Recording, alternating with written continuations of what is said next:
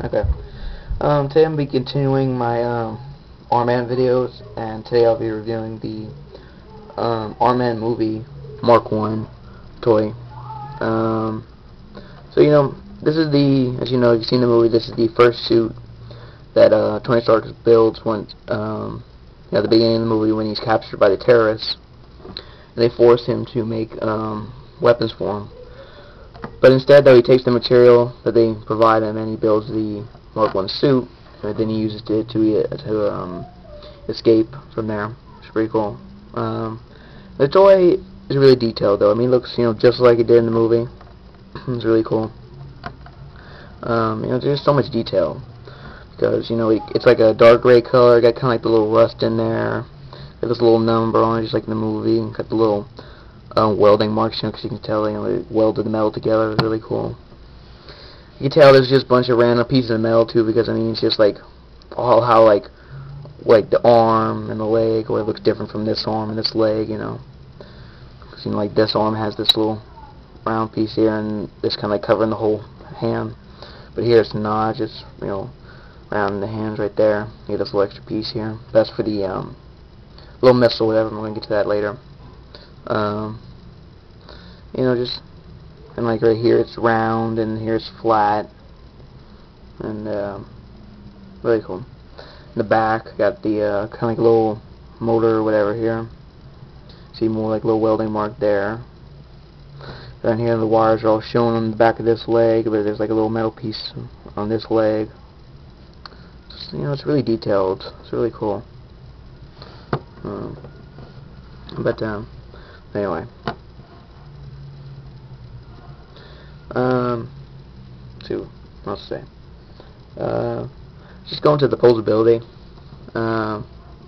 Posability is not, it's not as good as the other Arm-Man toys, but it's alright, especially for the toy. He does have waist posability. It's just, side to side. It's not all the way around. Still good. Still good. Arm goes out, goes all the way around. Then it kind of turns here, and then it bends at the elbow, just not much. There's no posability in the hand, it's just there. Oh, and you get the little flamethrower piece coming out there. Same thing with the other arm.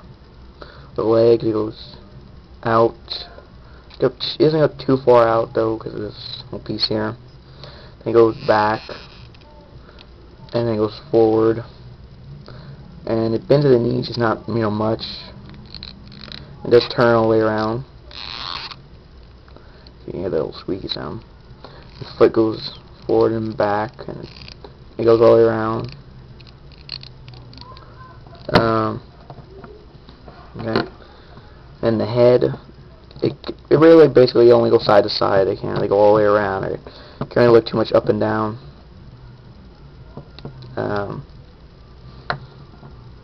Okay.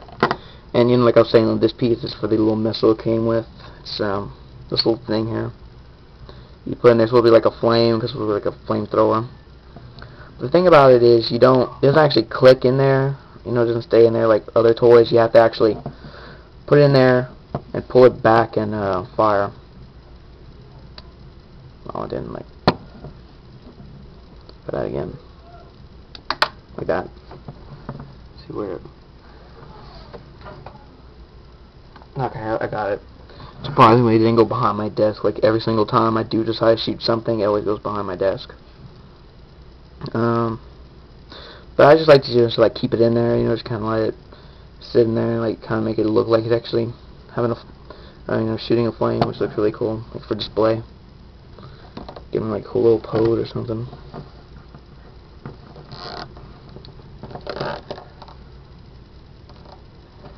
Kind of like that. It looks pretty cool. I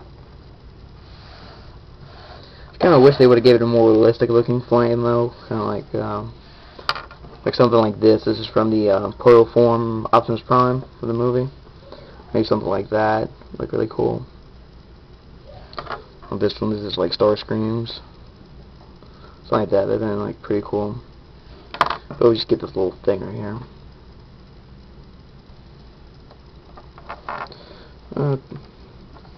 He's really cool.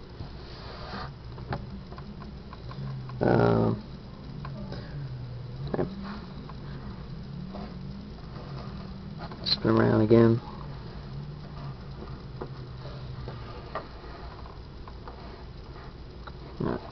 Just down this up straight.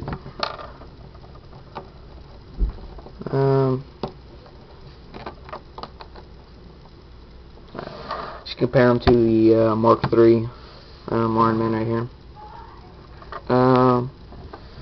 Yeah, it's just to show you, there's a big difference between Mark I and Mark III. Unlike Mark II, because Mark II is just like this, just a different color, and just like really no coloring, really just all gray. But just goes to show, barely had anything to use. He just made this out of scrap metal and all that. But this, he had all this technology, so you could build a really high-tech suit. But still, it was pretty cool. Yeah, a lot of people keep I keep getting requests to do more Transformer videos, like the Brush Guard and Lug Nuts. But I'm just doing these Arm-Man videos because I want to, and I'll get back to Transformer videos probably next week or something, because the only other Arm-Man video I need to make is the Mark III, because I don't have any other Arm-Man toys, unless I get more. It's like the only one I have left to do is Mark III, which I'll probably do him maybe later this week or the weekend or something. Alright. By the way, come back to the Mark I here. So, my thoughts on this guy.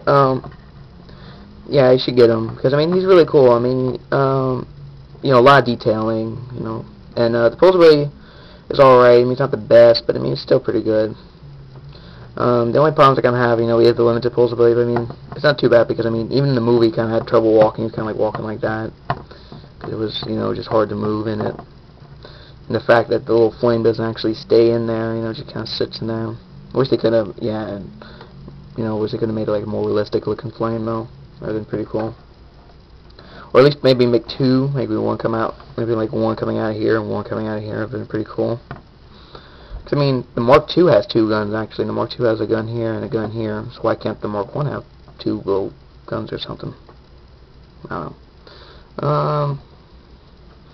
So yeah, if you see this guy, I do recommend him. He is really cool. Like a little display piece. He looks really cool. Because the only Arm-Man toys I've actually seen at the store is the Mark I, the Mark II, the Mark III, the Prototype, and what else? The War Machine one, the Stealth one, whatever. I still haven't seen an Ironmonger toy, because that's one I really want to get, is the Ironmonger, but I haven't seen that one. So if I find out, that'd be the one I would get. But anyway, this guy, yeah, like I said, really cool. Really detailed. We recommend him. My final score for this guy is an 8.5. He is really good. He's really good. So there's my view of the Mark I Iron Man.